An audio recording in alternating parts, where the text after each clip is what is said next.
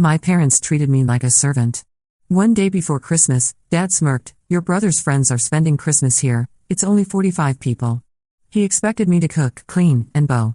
I smiled, but that night I flew to London for a trip. When they arrived and saw the empty kitchen, his face turned pale, but the real surprise was still to come. I need you to understand something right off the bat. I'm not the villain in this story, even though what I did might make you think otherwise. My name is Sarah, and for 23 years, I was the family ghost. You know the type, visible only when there was work to be done, invisible when credit was handed out. My parents, Richard and Margaret Chen, had perfected the art of selective blindness. They could see me scrubbing toilets at 6 in the morning but somehow missed me graduating summa cum laude from law school. My brother Danny? He was their golden child, their miracle, their reason for breathing. 2 years younger than me, but you'd think he walked on water the way they talk about him. Danny played lacrosse in college, badly, and now worked at Dad's accounting firm doing. Honestly, I'm still not sure what. Filing? Existing? Being male? Whatever it was, it earned him a BMW and their undying devotion. Me? I was the built-in help. Every family gathering, every holiday, every random Tuesday when Mom felt like entertaining, guess who got drafted into service? While Danny lounged in the living room regaling everyone with stories about his latest tennis lesson, I'd be elbow-deep in dishwater, prepping vegetables, setting tables for people who looked right through me. The crazy part? I let it happen. For years, I convinced myself this was normal, that this was love. That families just had roles, and mine was the invisible workhorse who kept everything running smoothly. But this Christmas changed everything. It started 3 weeks before the holiday. I was home for winter break from my corporate law job in the city, which already felt like stepping backward in time. The house still smelled like Mom's jasmine perfume and Dad's cigars, still had the same beige walls and family photos where I appeared exactly 3 times out of about 50 pictures. I was in my childhood bedroom, still decorated like a 14-year-old lived there, when Dad knocked on the door.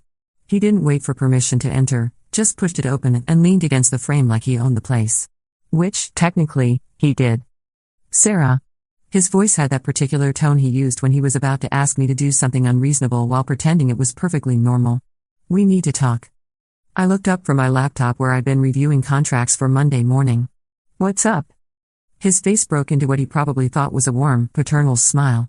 What I saw was the expression of a man about to drop a bomb and expect me to thank him for the privilege. "Danny's having some friends over for Christmas this year." I waited. There was definitely more coming. "Well, when I say some friends," he chuckled, running his hand through his graying hair. "It's a bigger group than we initially planned. You know how popular Danny is." The knot in my stomach started forming. "How big?" 45 people. The words hit me like ice water. I stared at him, waiting for the punchline, waiting for him to laugh and say he was joking. But his face remained perfectly serious, perfectly expectant. 45, I repeated slowly. "Give or take." He waved his hand dismissively. "Some might not show, but we should plan for the full number. Danny really wants to impress his college buddies, and you know how important this networking is for his career." I felt that familiar sensation, like I was watching this conversation happen to someone else. Like I was floating above my body, observing this man casually inform his daughter that she'd be hosting nearly 50 strangers for Christmas dinner. "Dad, that's a massive undertaking. The house isn't set up for that many people. The kitchen, you'll figure it out." His smile never wavered. "You always do.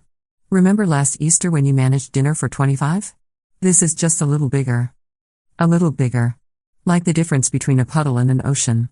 Where exactly are 45 people going to sit? We'll rent some tables, set up in the living room, maybe the garage." Danny had some great ideas about turning it into a real party atmosphere. Of course Danny had ideas. Danny always had ideas, for other people to execute. "And Mom's okay with this?" "Your mother's thrilled. She's so proud of Danny for maintaining such strong friendships. She's already talking about hiring a photographer to document everything." I felt a familiar sting. When was the last time either of them expressed pride in my friendships? When was the last time they'd even asked about my friends? "Dad, I think you might be underestimating what this involves. Shopping for that many people, prep work, cooking, serving, cleaning." "Sarah." His voice took on that slightly impatient edge that meant the discussion phase was over. "Danny specifically requested that you handle the food. He bragged to his friends about your cooking, about how his sister always puts together these amazing spreads. Don't you want to make your brother proud?" There it was. The guilt trip. The gentle manipulation wrapped in family obligation. Besides, he continued, you don't have any other plans, right? I mean, you're not seeing anyone seriously, and you don't have kids or anything tying you down. This could be fun for you, meet some new people, get out of your shell a bit. I wanted to scream. I wanted to point out that I was a successful attorney with my own apartment, my own life, my own plans. I wanted to ask when exactly I'd signed up to be the family catering service. I wanted to demand why Danny's social life was more important than my basic human dignity. Instead, I heard myself say, when would this be happening? Christmas Day, naturally. Brunch through dinner. Danny thought it would be nice to do a whole day thing, really make it special. Christmas Day. The one day of the year that was supposed to be about family, about togetherness, about peace and joy. And they wanted me to spend it serving strangers who probably wouldn't even remember my name. I'll need help, I said finally. Of course. Your mother will be there to supervise, make sure everything goes smoothly. And I'm sure some of the guests will offer to pitch in. Supervise. The woman who hadn't cooked a real meal since I was in high school was going to supervise while I single-handedly fed an army. Dad, I really think, Sarah. He pushed off from the doorframe, discussion clearly over in his mind. This is important to Danny. And what's important to Danny is important to this family. I know you understand that. He left me sitting there in my childhood bedroom, staring at the space where he'd stood, feeling like I'd just been run over by a truck. 45 people. Christmas Day. Brunch through dinner. I closed my laptop and lay back on my twin bed, staring at the ceiling where my old glow-in-the-dark stars still clung after all these years. Some of them had fallen off, leaving little adhesive marks like tiny scars. That's when the plans started forming. It began as just a fantasy, really. A little daydream about what would happen if I simply wasn't there. If I disappeared. If, for once in my life, I prioritized my own needs over the family's expectation of my endless availability. The more I thought about it, the more real it became. I had vacation days saved up. I had money in my savings account, money I'd been carefully squirreling away for years while living modestly and sensibly. I had a passport that I'd gotten for work but never used for anything fun. And I had a choice. For the first time in my adult life, I realized I actually had a choice. Over the next few days, I watched my family operate with the assumption that I would, of course, comply with their wishes. Mom started making lists of decorations and flowers, talking excitedly about what the photographs would look like. Danny called from the city with menu suggestions, specific, complicated dishes that would require hours of prep work. Oh, and Sarah? Make sure you get good champagne. Not the cheap stuff. These are important people. Important people. Right. Nobody asked if I was okay with this arrangement. Nobody checked if I had other plans. Nobody even seemed to consider that I might have feelings about sacrificing my entire Christmas for Danny's social climbing. The breaking point came 4 days before Christmas. I was at the grocery store, pushing a cart already overflowing with ingredients for the feast I was apparently preparing, when my phone rang. Danny. Hey, slight change of plans, he said without preamble. We're going to need appetizers too. Lots of them. These guys are big eaters, and we want to make sure there's enough food during the cocktail hour. I stood in the middle of the produce section, holding a bag of carrots, feeling something inside me crack. Danny, the menu is already massive. I'm not sure I can. Come on, Sarah. It's just a few more dishes. You're so good at this stuff, and it would really help me out. There's this girl I'm trying to impress, and her family owns a huge construction company. This could be big for me. A girl he was trying to impress. With food I would prepare. While he took all the credit. What kind of appetizers? I heard myself ask. You know, fancy stuff. Maybe those little salmon things you made last New Year's? And those bacon-wrapped scallops? Oh, and can you do that spinach dip in the bread bowl? People always go crazy for that. Each dish he mentioned represented hours of work. Shopping, prepping, cooking, ranging. Hours I would spend on Christmas morning while he slept in and then swooped in to play the gracious host. Danny, I need to tell you something. You're the best, sis. I knew I could count on you. I already told everyone about how amazing your cooking is. Don't make me look bad, okay? He hung up before I could respond. I stood there in the fluorescent-lit grocery store, surrounded by strangers doing their own holiday shopping, most of them probably planning quiet celebrations with people they actually liked. And I made my decision. I walked to the customer service desk and returned every single item in my cart. That evening, I went online and booked a flight to London. I'd always wanted to see London at Christmas. All those movies and stories about Christmas markets and ancient churches and the Thames in winter, it had always seemed magical to me. Romantic. The kind of place where you could walk down cobblestone streets and feel like you were inside a fairy tale. I booked a room at a small hotel in Covent Garden. I researched Christmas Day services at Westminster Abbey. I made reservations at restaurants that would be open on Christmas, places where I would sit across from strangers instead of serving them. The ticket was expensive, last-minute international flights always are. But as I clicked purchase, I felt something I hadn't experienced in years: excitement.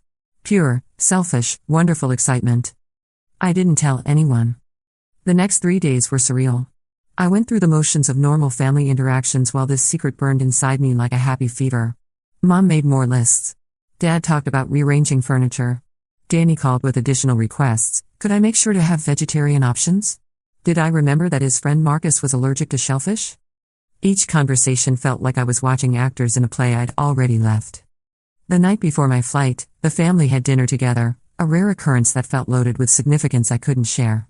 Mom had made reservations at Dad's favorite steakhouse, and the conversation centered entirely around Danny's party. I just know this is going to be such a special Christmas, Mom said, cutting into her filet mignon. Having the house full of young people, all that energy and excitement. And great connections, Dad added. Danny's really building a solid network. That's how you get ahead in this world. Danny beamed, soaking up their praise like sunlight. Sarah's going to do such an amazing job with the food. Everyone's going to be so impressed. They all looked at me expectantly, waiting for me to express gratitude for the opportunity to impress Danny's friends with my unpaid labor. I'm sure it'll be memorable, I said. After dinner, I went home and finished packing. One suitcase, carefully chosen clothes for a week in London. My passport. My charging cables. A book I'd been meaning to read for months. I set 3 alarms for 4 a.m. My flight was at 8. As I lay in bed that last night, I thought about what would happen when they realized I was gone. I pictured Dad's face when he opened the empty refrigerator. Mom's confusion when she looked for me and found only silence. Danny's panic when he realized his elaborate party had no foundation. I felt a tiny flicker of guilt, and then I remembered 23 years of being invisible unless they needed something. I remembered every family photo I wasn't in, every achievement that went uncelebrated, every time my own plans had been dismissed as less important than Danny's whims. The guilt disappeared. At 3:47 a.m., I was already awake, staring at the ceiling, my heart pounding with anticipation and terror in equal measure. This was it. The most selfish thing I'd ever done, and somehow that made it feel even more right. I dressed quietly in the dark, grabbed my suitcase, and crept out of the house like a teenager sneaking out for a party. Except I was 23 years old, and this wasn't rebellion, this was revolution. The Uber to the airport was quiet, just the soft hum of the radio and the driver's occasional yawn. The city looked different at 4 in the morning, empty and full of possibility.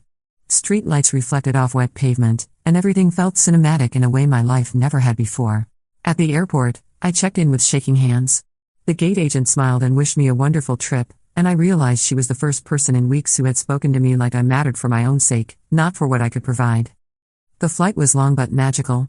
I watched 3 movies I'd been meaning to see, ate airline food that tasted like freedom, and dozed fitfully while flying over an ocean toward a city I'd only ever seen in pictures. I didn't turn my phone back on until I was on the ground at Heathrow. 17 missed calls. 23 text messages. The first text was from Mom, sent at 7 a.m, Sarah, where are you? We need to start prep work. By 9 a.m, the tone had shifted, Sarah, this isn't funny. Danny's friends start arriving at noon. Where are you?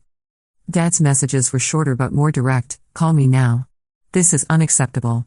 You're embarrassing this family. But it was Danny's messages that really told his story. Sarah, WTF?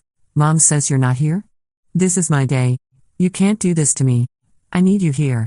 Everyone's going to think I'm a joke. Call me. Sarah, I swear if you don't call me back, please. I'm begging you. I'll look like an idiot. And finally, sent just an hour before I landed, I hate you. I read through all of them while sitting in a black cab driving through London traffic, watching a city I'd dreamed about unfold outside my window. Double-decker buses, red phone boxes, people bundled in coats walking along sidewalks that had existed for centuries. I turned off my phone and put it in my purse. The hotel was perfect, small, charming, with a tiny lobby decorated with real garland and twinkling lights. The desk clerk had a soft Scottish accent and genuinely seemed happy that I was there. First time in London? She asked as she handed me my key. Yes, I said. First time doing anything like this, actually. Well, you've picked a lovely time for it. The city's absolutely magical at Christmas. My room was on the third floor, overlooking a narrow street lined with shops and cafes. I stood at the window for a long time, just watching people go about their lives. Couples walking hand in hand, families with children pointing excitedly at window displays, groups of friends laughing as they ducked into pubs to escape the cold. None of them knew me. None of them expected anything from me. It was the most beautiful thing I'd ever seen. I spent Christmas Eve walking through the city like a ghost myself, but a happy ghost. I visited Covent Garden's Christmas market, where vendors sold handmade ornaments and mulled wine. I walked along the south bank of the Thames as the sun set early, watching the lights of the city reflect in the dark water. I had dinner at a tiny pub where the server called me love and the fish and chips were crispy and perfect. I sat by myself at a small table by the window, reading my book and listening to the conversations around me, fragments of lives I'd never be part of but felt grateful to witness. That night, I called room service and ordered chocolate cake and champagne. I sat on my hotel bed in my pajamas, eating cake with a fork and drinking champagne from a proper glass, watching a British Christmas special on the small television. I thought about what was happening at home. The house would be empty now, all the guests gone. They'd probably ordered pizza or Chinese takeout. Dad would be furious, Mom would be mortified, and Danny would be somewhere between humiliated and enraged. For the first time in my adult life, their problems were not my problems. The champagne made me a little weepy, but in a good way. Like I was crying for all the versions of myself I'd never been allowed to become, all the adventures I'd never taken, all the times I'd said yes when I wanted to say no. Christmas morning in London was everything I'd imagined. I woke up early and walked through the quiet streets to Westminster Abbey for Christmas service. The ancient stone walls, the soaring ceiling, the sound of hundreds of voices singing hymns that had been sung in that same space for centuries, it felt like being inside history itself. I wasn't religious, exactly, but sitting in that pew, surrounded by strangers who were nevertheless part of something larger, I felt a kind of peace I'd never experienced at home. After the service, I wandered through Hyde Park, where families were walking off their Christmas dinners and children were playing with new toys. I had lunch at a restaurant that served traditional Christmas dinner to travelers and locals who didn't have family nearby. The server told me about her own Christmas traditions in Ireland, and I found myself talking about law school, about my work, about my love of travel, things I rarely got to discuss at home. "You're very brave," she said when I mentioned this was my first solo international trip. "Most people are too frightened to travel alone, especially during the holidays." Brave. Nobody had ever called me brave before. That evening, I finally turned my phone back on. 43 missed calls now. Dozens of text messages. 3 voicemails from Dad that I deleted without listening to. A long email from Mom that started with "We need to talk about your behavior" and ended with "Your brother is heartbroken." But there was something else. A text from Danny, sent late Christmas night. "Got your number from Marcus. This is Jessica, Danny's friend. Just wanted to say I'm sorry about what happened today. Danny told us you were supposed to cook for everyone but didn't show up. That's messed up. We ended up ordering pizza and it was actually kind of fun, but Danny was really embarrassed. Anyway, I hope you're okay wherever you are."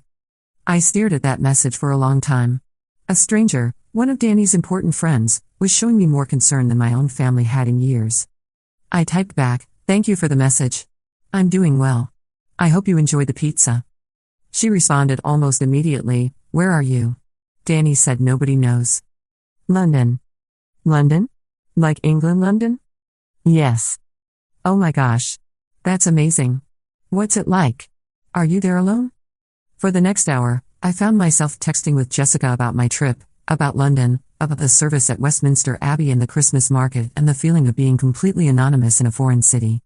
"That sounds incredible," she wrote. "I wish I was brave enough to do something like that." There was that word again. Brave. "Can I ask you something?" I typed. "What did Danny tell you about why I wasn't there?"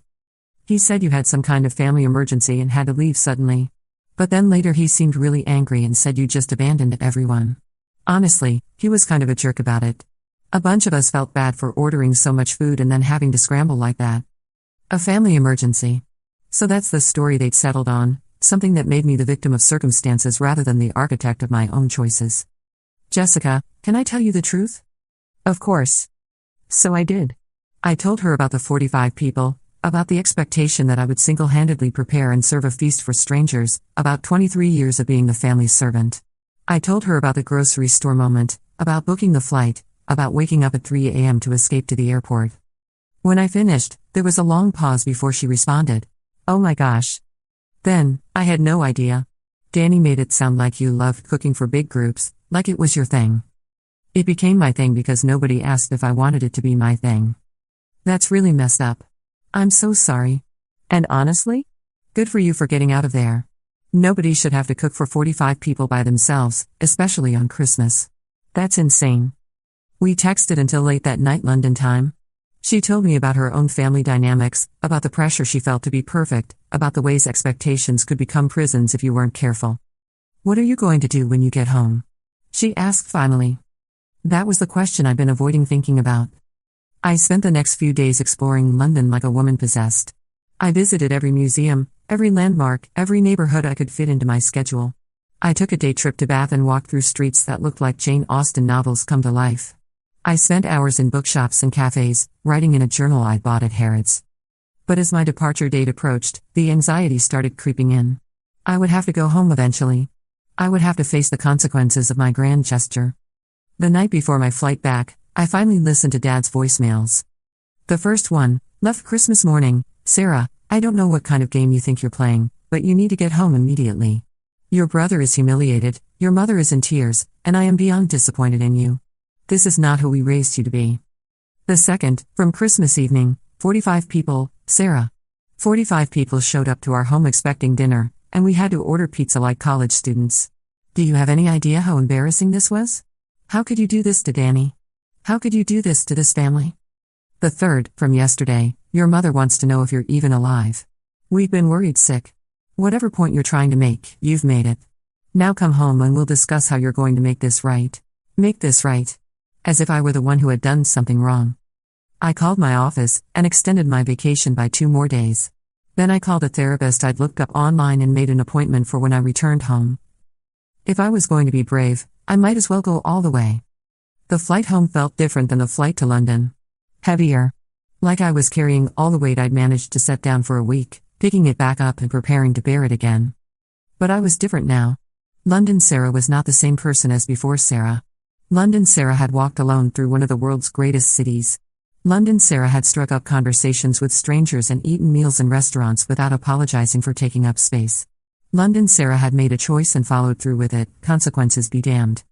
I took an Uber directly from the airport to my apartment in the city, not to my parents' house. Whatever conversation was coming, it would happen on my terms, when I was ready. My apartment felt strange after a week away, too quiet, too familiar. But it also felt like a refuge in a way it never had before. This was my space, filled with my books and my furniture and my choices. I unpacked slowly, savoring the ritual of putting my London clothes away, placing my souvenirs carefully on shelves. I'd bought myself a small snow globe of Big Ben that played London Bridge is falling down when you wound it up. Tacky and touristy and absolutely perfect.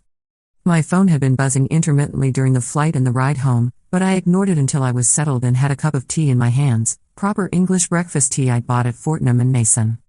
13 new text messages, mostly from Mom asking when I was coming home to discuss this situation. I texted back, I'm home. At my apartment. If you want to talk, you can come here. She responded immediately, we need to have a family meeting. Tonight. Your father is very upset. Then Dad can come too. But we're meeting here. Sarah, this is ridiculous. Just come home. Mom, I am home. This is my home. If you want to have a conversation, it happens here or not at all. There was a long pause, then, fine. We'll be there at 7. I spent the rest of the afternoon preparing for war. I tidied my apartment, not because it needed it but because I wanted to feel in control of my environment. I showered and dressed in clothes that made me feel confident, a soft sweater Danny had once dismissed as too fancy for family dinner, dark jeans that fit perfectly, my grandmother's pearl earrings that Mom always said were wasted on me. I made a simple dinner for myself, pasta with olive oil and garlic, a salad with good tomatoes. I ate slowly, tasting every bite, reminding myself that I was allowed to nourish myself, to take up space, to exist for my own sake. At exactly 7 o'clock, they knocked on my door. Dad stood in front, his face set in the expression he used for disciplining employees. Mom flanked him, clutching her purse like a shield. Danny lurked behind them, looking anywhere but at me. Come in, I said, stepping back to let them into my space. They entered like they were visiting a crime scene, taking in my apartment with the kind of careful attention people reserve for places they'd never really seen before. Which, I realized, was probably true. In the 3 years I'd lived here, they'd visited maybe 4 times, and always briefly. Sit wherever you'd like, I said. Can I get anyone tea? Water? We're not here for a social visit, Dad said, but he did sit down on my couch, carefully, like he wasn't sure it would hold him. Sarah, Mom began, we need to understand what happened.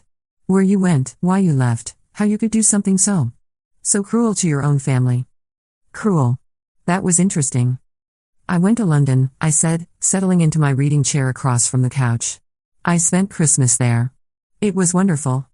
London, Dad repeated, like I'd said Mars. You went to London instead of helping your family. I went to London instead of cooking for 45 strangers while my family took credit for my work. Danny finally looked at me. They weren't strangers. They were my friends. Name 5 of them. He blinked. What? Name 5 of your friends who were supposed to come to Christmas dinner. Tell me something about them. Tell me why they were so important that I needed to sacrifice my entire Christmas to feed them. Danny's mouth opened and closed. That's not. You know their names. I don't, actually. Because nobody thought to introduce me to any of them. I was just the hired help. Sarah, that's not fair, Mom said. You know we appreciate everything you do for this family. When? I asked. When do you appreciate it? When do you say thank you? When do you ask if I have other plans, if I want to help, if this is something I'm excited about? The silence stretched out between us. This is about more than Christmas dinner, Dad said finally. This is about your attitude lately. Your selfishness. You're right, I said. It is about more than Christmas dinner. I stood up and walked to my bookshelf, where I'd placed the snow globe from London. I wound it up and set it on the coffee table between us. The tinny melody filled the room while tiny fake snow swirled around Big Ben. For 23 years, I have been available to this family whenever you needed something. Cooking, cleaning, party planning, crisis management, emotional support. I've been the responsible one, the reliable one, the one who never says no. The music from the snow globe was slowing down, the melody getting deeper and more distorted, and for 23 years, you've treated that availability like it was my purpose instead of my choice. Like I existed to make your lives easier, to make Danny's life easier, to be the engine that kept this family running smoothly. Families help each other, Mom said quietly. You're right. Families do help each other. But this family doesn't. This family takes from Sarah and gives to Danny. This family celebrates Danny's mediocre achievements and ignores Sarah's actual successes. This family assumes Sarah will always be there to clean up the messes and never asks what Sarah needs in return. I sat back down, but I stayed on the edge of my chair, ready to stand again if I needed to. 45 people, Dad. You asked me to cook Christmas dinner for 45 strangers with 3 days' notice, and you couldn't understand why I might have a problem with that. We offered to help, Mom said. You offered to supervise. There's a difference. Danny was staring at the snow globe like it might bite him. I told everyone you were the best cook I knew. I was trying to show you off. You were trying to impress your friends with my unpaid labor while taking credit for it yourself. That's not, I wouldn't have. What did you tell them when I wasn't there? He looked up at me, then away again. I told them you had a family emergency. Why didn't you tell them I'd chosen to go to London? Why didn't you tell them I decided not to cook for 45 people I'd never met? Because that would make you sound like a... He trailed off. Like a what, Danny? Like a bad person, he said quietly. I leaned back in my chair. And what does that make you? What does it make all of you that the truth makes me sound bad? The room fell silent except for the ticking of my kitchen clock.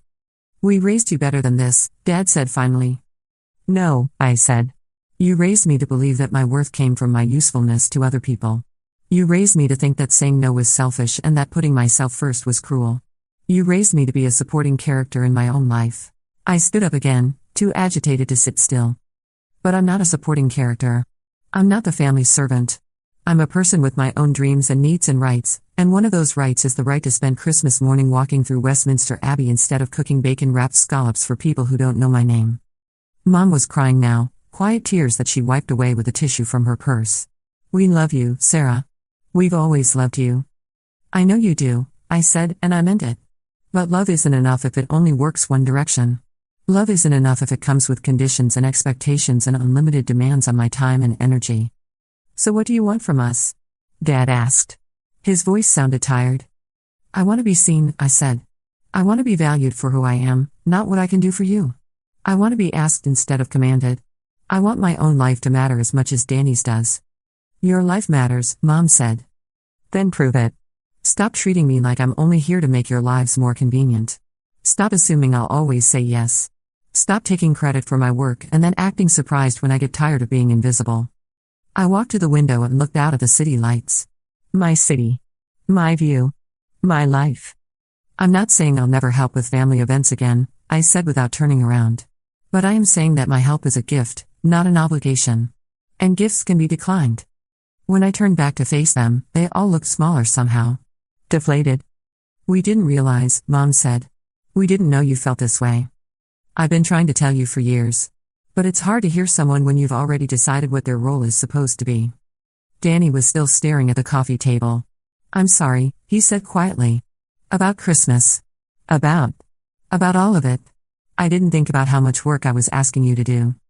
I know you didn't, I said. That's part of the problem. Dad cleared his throat. So what happens now? How do we fix this?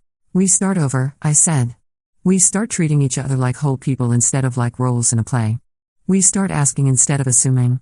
We start saying thank you and meaning it. And if we don't? He asked. Then I spend next Christmas in London too. They left about an hour later, after more tears from Mom, more apologies from Danny, and more uncomfortable silence from Dad. But something had shifted. I could feel it in the way they looked at me when they said goodbye, like they were seeing me clearly for the first time in years. The next few weeks were strange. My phone didn't ring every other day with requests for help. Nobody assumed I would be available for last-minute dinner preparations or emergency babysitting for the neighbors' kids. It was quiet in a way that felt both lonely and liberating. I started going to therapy twice a week. Dr. Martinez was a small woman with kind eyes who specialized in family dynamics and boundary setting. She didn't seem at all surprised by my story. Families develop systems, she explained during our third session. Everyone gets assigned a role, and the system works to maintain those roles even when they're unhealthy. You disrupted the system. Was I wrong to do it the way I did? I asked. To just disappear without warning? You've been giving warnings for years, she said gently. They just weren't listening. Sometimes a dramatic gesture is the only thing that cuts through decades of established patterns. She was right, but it didn't make the aftermath any easier. Mom called me a week after our confrontation. Not to ask for anything, just to talk. She told me about her book club, about a recipe she tried and failed spectacularly, about Dad's latest attempt to fix the garage door himself instead of calling a professional. I keep wanting to ask you to come help him, she admitted. But then I remember what you said about asking instead of assuming. You can ask, I told her. I might say no, but you can ask. Would you say no? I thought about it. Probably. Dad's perfectly capable of calling a repair service. But I might say yes to having coffee with you this weekend. There was a pause. I'd like that. We met at a cafe near my apartment. Mom looked nervous, like she was on a first date. She ordered a latte and fidgeted with her napkin while we made small talk about the weather and her commute. I've been thinking about what you said, she finally told me. About being seen. About being valued for who you are instead of what you do.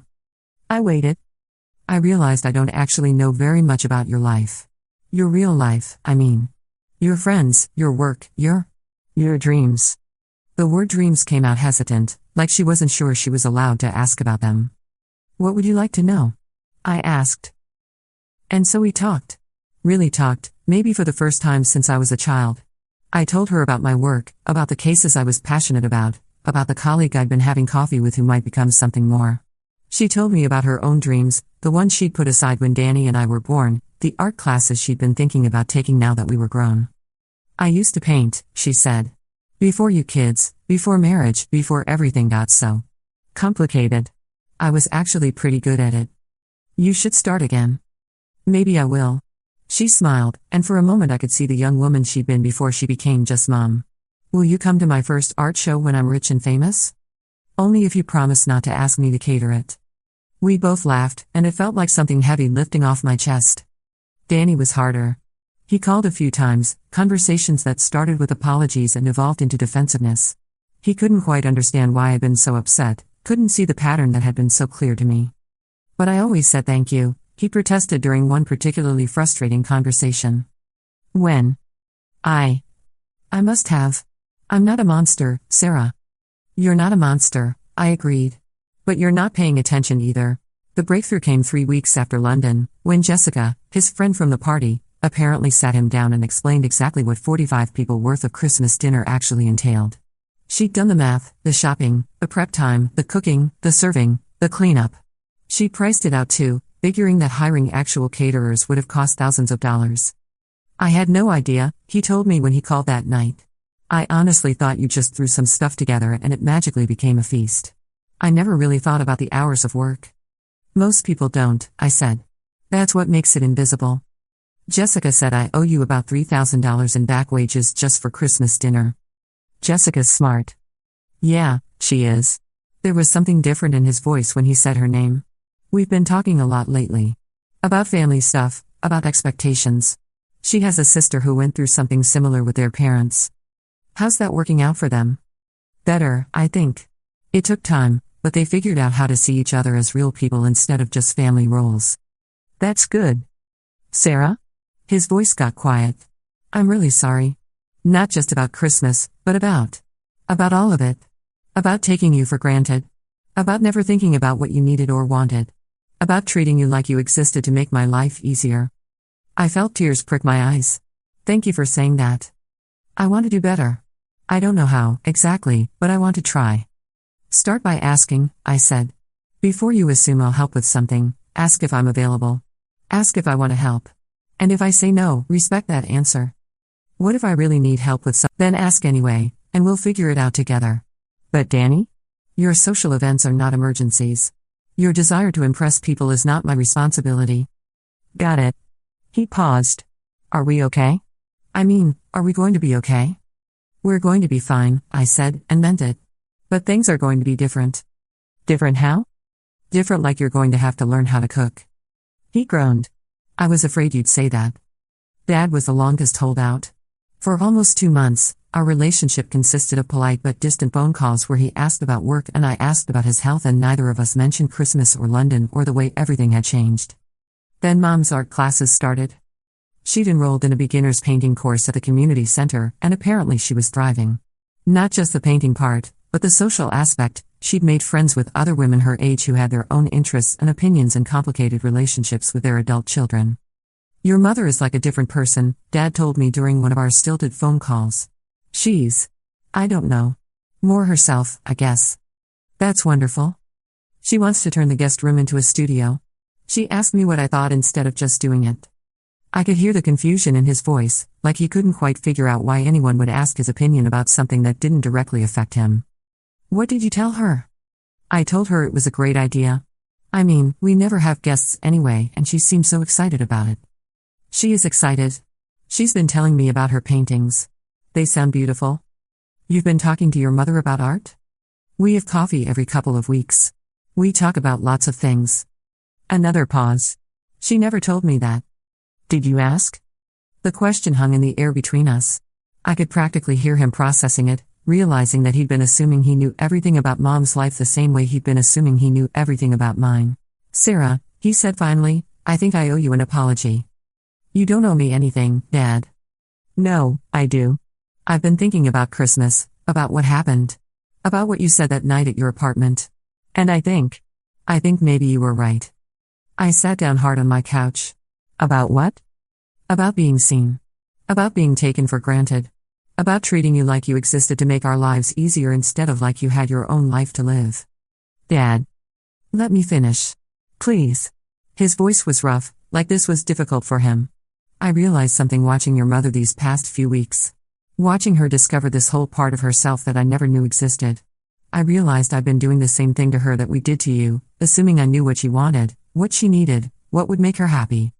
I didn't say anything, afraid that interrupting would break whatever spell was allowing him to be dishonest. I think we got so caught up in the idea of what a family should look like that we forgot to pay attention to what our actual family needed. We assigned everyone roles and then got angry when anyone stepped out of character. The roles worked for you and Danny, I said quietly.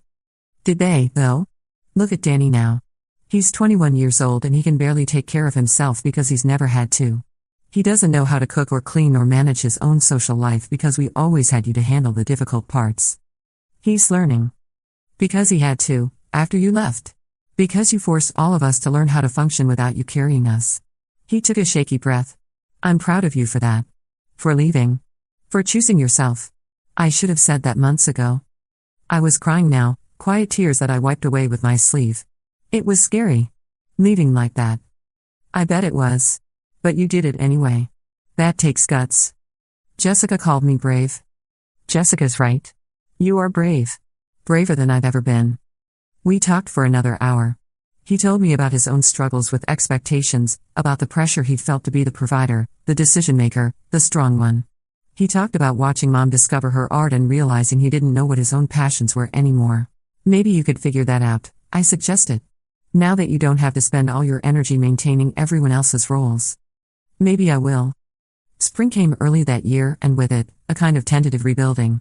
We all started small, family dinners where everyone brought something, game nights where we actually played games instead of me serving snacks and cleaning up afterward, conversations where people asked questions and listened to the answers. Mom's art started showing up around my parents' house, small watercolors of flowers and landscapes that she'd hang quietly in corners like she wasn't sure they deserved wall space.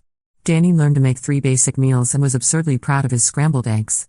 Dad started taking photography classes and discovered he had an eye for composition. I kept going to therapy, kept setting boundaries, kept saying no when I needed to. It wasn't always easy. Old patterns have deep roots, and there were still moments when someone would automatically assume I'd take care of something, or when I catch myself about to volunteer out of habit rather than genuine desire. But it was getting better. The real test came the following Christmas. In October, Mom called to ask what I wanted to do for the holidays. What do I want to do? I repeated, because I wasn't sure I'd heard her correctly. Yes. What would make you happy? We could do something small here, or we could go somewhere, or you could host, or we could all do our own thing. Whatever you want. I thought about it. Really thought about it. I want to have Christmas Eve at my apartment, I said finally. Something cozy. Just the 4 of us. I'll cook, but I want help. Real help. And I want everyone to bring something, not just food, but something they're excited to share. A story, a song, a poem. Something that matters to them. That sounds lovely, Mom said. Can I bring one of my paintings? I'd love that. Christmas Eve was everything I'd hoped for and nothing like our old celebrations. Danny brought Jessica, which made us 5 instead of 4, but she fit seamlessly into our new dynamic. She helped with the cooking without being asked, complimented Mom's painting with genuine enthusiasm, and listened to Dad's stories about his photography adventures like they were the most fascinating things she'd ever heard. We ate dinner slowly, talking and laughing and passing dishes around the table like civilized people instead of me jumping up every 5 minutes to fetch something someone needed. When it was time for cleanup, everyone helped without being assigned tasks. This is nice, Dad said as he dried the dishes I washed. Different but nice. Different how? Calmer, I guess. More. Real. After everything was clean, we sat in my living room with tea and coffee and the cookies Jessica had brought from her favorite bakery. The London snow globe sat on my coffee table, catching the light from my Christmas tree. Sarah, Mom said, will you tell us about London? Really tell us, I mean. Not just the tourist stuff, but what it felt like to be there. So I did. I told him about the service at Westminster Abbey, about the conversations with strangers, about the feeling of being completely anonymous and completely free. I told him about the moment in the grocery store when I decided to return everything and book the flight instead. I was terrified, I admit it. But I was also more excited than I'd been in years. Were you angry at us? Danny asked. When you left? Yes, I said honestly. But I was also angry at myself for taking so long to leave. Are you still angry? I looked around the room at my family, really looked at them. Mom with paint under her fingernails and a confidence in her posture that hadn't been there a year ago. Dad with his new camera hanging around his neck, still learning how to see the world through a different lens. Danny holding Jessica's hand and looking at me like he was seeing me for the first time. No, I said. I'm not angry anymore. Good, Jessica said. Because I have something to confess. We all turned to look at her. That Christmas when Sarah left? When we had to order pizza instead of having a fancy dinner? It was actually one of the most fun parties I'd ever been to. Everyone just relaxed, and started talking to each other like real people instead of trying to impress anyone. It felt more like a family gathering than a networking event. Danny stared at her. Really? Really? Marcus said the same thing. He told me later that he'd been dreading another one of those stuffy dinner parties where everyone tried to talk about business and connections. The pizza thing was way better. Why didn't you tell me that before? Danny asked. Because you were so upset about the whole thing, and I didn't want to make you feel worse. But honestly? Sarah did you a favor. She saved you from hosting a dinner party that would have been way too much pressure for everyone. Danny looked at me with something like wonder. So you running away to London actually made my party better? I didn't run away, I corrected. I made a choice. And yes, apparently it worked out for everyone. Even us, Mom added quietly. It forced us to look at ourselves, how we've been treating you. It wasn't comfortable, but it was necessary. To London, Dad said suddenly, raising his coffee cup. To choices that scare us and changes that hurt. To London, we all echoed, clinking our cups together. Later, after everyone had gone home and I was cleaning up the last few dishes, I found myself thinking about the woman who had booked that flight to London exactly 1 year ago. She'd been brave, yes, but she'd also been desperate. Desperate enough to burn down her entire family dynamic just to prove a point. This woman, the one washing wine glasses in her own kitchen after a Christmas Eve spent with people who actually saw her, she was different. She was still brave, but now it was the quiet kind of bravery that came from knowing she had choices and the confidence to make them. My phone buzzed with a text from Jessica, "Thank you for tonight. And thank you for last Christmas too. Danny's become a much better person since he learned how to take care of himself." I smiled and typed back, "Thank you for being patient with him while he figured it out. Thank you for going to London so dramatically that he had to." I laughed out loud in my empty kitchen. "You're welcome." Outside my window, snow was just starting to fall, big, soft flakes that caught the streetlight and made the whole city look like a snow globe. I thought about London, about Westminster Abbey and Christmas markets and the feeling of being completely, entirely free. I thought about next Christmas, and the one after that, and all the choices stretching out ahead of me like an unwritten story. For the first time in my life, I couldn't wait to see